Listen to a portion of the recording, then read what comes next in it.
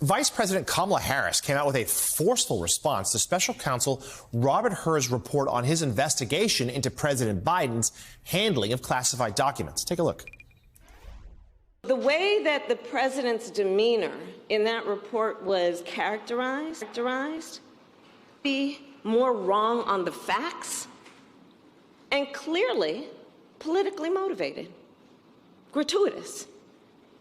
And so I will say that when it comes to the role and responsibility of a prosecutor in a situation like that, we should expect that there would be a higher level of integrity than what we saw.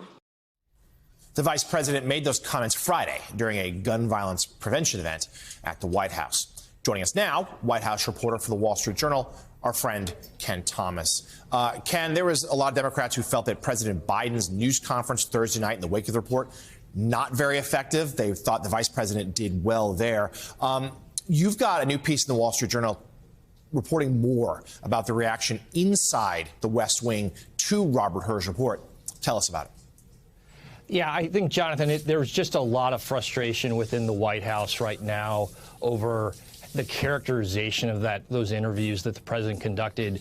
You know, we also heard from some people who formerly advised the president who said that they really shouldn't have had him sit down for that interview so soon after the October 7th attacks in Gaza. So I think, you know, right now there's a lot of frustration. You see the vice president went out on Friday. We were told that there was some interest in having her do a Sunday show, but she insisted that she needed to get out and defend the president. And so that's why you saw her forcefully coming out as a former California attorney general, a former prosecutor, and saying that, you know, this is a politically motivated process and investigation. And so, you know, this is one of those cases where the vice president is really there to back up the president, to vouch for him, and her legal background, I think, helped in this case.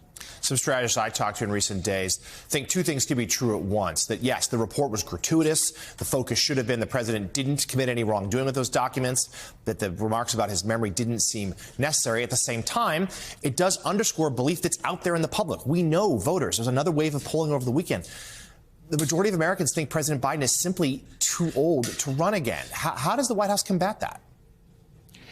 Again, it's just one of those difficult things where he was more or less exonerated on the legal side, but kneecapped politically. And I think, you know, we saw Bob Bauer say over the weekend that, you know, they tried to push to get those characterizations out of the report. They argued that it was prejudicial. You know, usually the norms with the Justice Department is that you don't put out prejudicial information about someone who's not being charged.